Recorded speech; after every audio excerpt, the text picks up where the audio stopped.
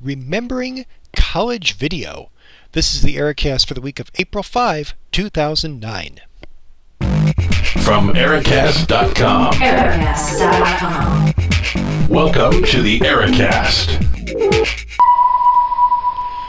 Well, thanks as always for listening to the Ericast. I'm your host, Eric Larson. 206-339-3742 is the listener feedback line, the place to call and leave a comment.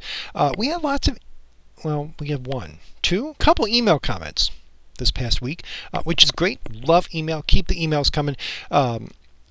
If you actually call, then I can include you in the podcast. It's a bit more interesting than just referencing that. But I want to thank Chad for emailing in with more comments on the verified by Visa thing. I didn't realize that it was really as big a sort of a credit card crisis as it seems, but it is. It's a big deal. So thanks for sharing that. I've been reading up on that, and maybe I'll do another podcast on that. It's kind of a goofy thing.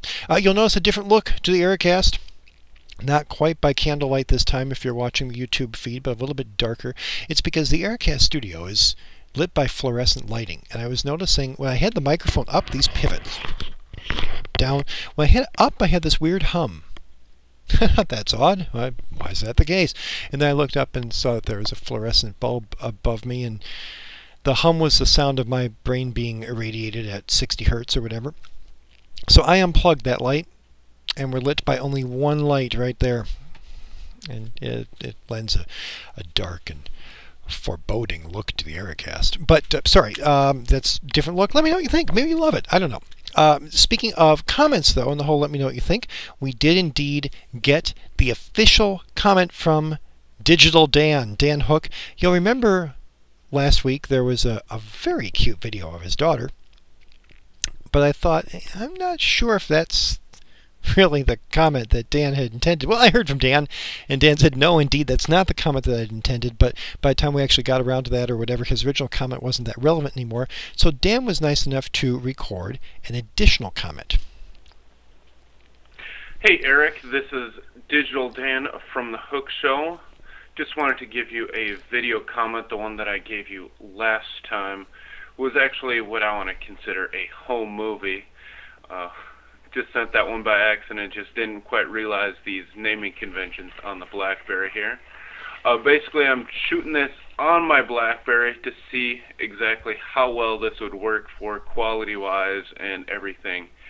And hopefully this will work really well for your podcast. I think just a little bit of a conversion is what you were dealing with last time. So I hope that this show that you're doing right now is going to be a good one, because you know I'm listening.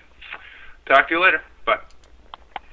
So thank you, Dan. I hope it's a good one, too. You better let me know, though. 206-339-3742. I indeed also have a BlackBerry. Don't need it synced up anymore. Similar model. I remember if it's the same as Dan's or not, but it can do really cool stuff, including Kik.com. Qik.com lets you do a live video stream from the BlackBerry over the Edge network, just a standard cell phone type network thing. I think that's pretty cool, that whole breaking news thing. Does anybody remember Al Franken? Yes, that Al Franken, Minnesota's own Al Franken, doing the Saturday Night Live Weekend Update live Iraq satellite one-man reporter thing from supposedly the Iraq War. I'm not sure if it was his last episode, but there was one where he was commenting on the missiles that lock into electronic feeds, and then he saw one coming this way and crash and that kind of thing. But he had a helmet on, and then a big satellite dish up above his head. Well, now all you need is this, assuming you got a convenient Edge network in Iraq, and you can be your own one-man reporting thing. So I think that's kind of cool. Well, speaking of one-man reporting and vintage stuff, I wanted to touch on the fact that the Dweeb Thoughts YouTube feed now has some videos that I worked on in college. That's what I did to keep myself sane, I guess, while pursuing a philosophy major, is I did a whole bunch of college video. just took the classes and things and worked on that. And there was a campus television show called Campus Scope, and I was the what was I? News director for the fall of '95, and then program director, I think, for spring of '96. I think that's how that worked out. And did some other projects and things, and maybe I'll mention more about that kind of thing later. But it was the good character building experience, because back then I found a clip. So for those of you watching the video, this is the studio.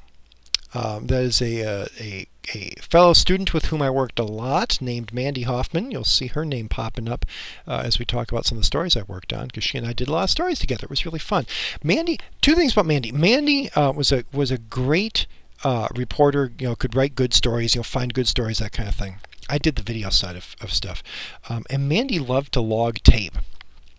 And what you noticed from that studio, it's the old-fashioned style where you have genuine tapes. Okay, kids, they were called tapes. We edited on VHS tape or SVHS. Expensive tapes. Those were like more than $10 a tape. And back then, $10 was a lot of money. So we did it on tape, and the dual deck and the jog and the shuttle wheel and all this stuff that sort of exists in today's online nonlinear computer-based editing systems. And if you haven't used the old style, you kind of wonder, why is it designed this way? Well, because that's what they look like. And what I fell in love with, because I first did some video editing in the fall of '94 for a project. And you put your tapes in. You've got your source, and you've got your destination, the master that you're editing onto. And you'd set your in and out points, or at least just an in point. You could stop where you wanted to, but that was where you wanted on your source. I want the video to begin at this point. And then you press the edit button. And what it would do is it would roll the tape back on both sides, a few seconds, 5 seconds or so. And it would start playing, and you'd have these two monitors. You'd have your destination monitor, your source monitor.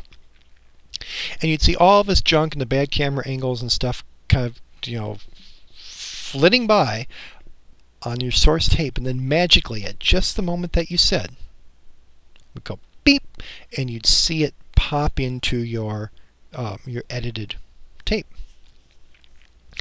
It just... words can't describe how cool this was, to actually see this thing being built just the way you said it. I mean, now you just drag it and drop it, and there it is.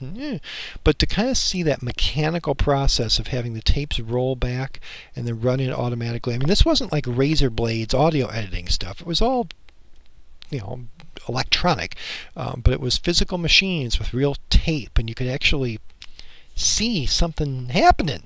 It was cool. The big thing was that you couldn't add, change, remove, tweak later, because it was all going down on tape. And if you wanted to take something out, well, you'd have to kind of re-edit after that point. You couldn't just snip something out. So it was a different time. It was a different time. So bear that in mind when you take a look at some of the stuff that's popping into the YouTube feed. And let me know what you think. You can either comment right on those tapes. You can give a call. 206-339-3742, the Ericast listener feedback line. 206-339-ERIC is how it kind of spells itself out. You can also email. Thank you, Chad, for the email. Email's great. We love it. Eric, that's me, at Ericast.com. That's all it takes. So that's going to do it for this week. Do let me know what you think. And until next week, take care.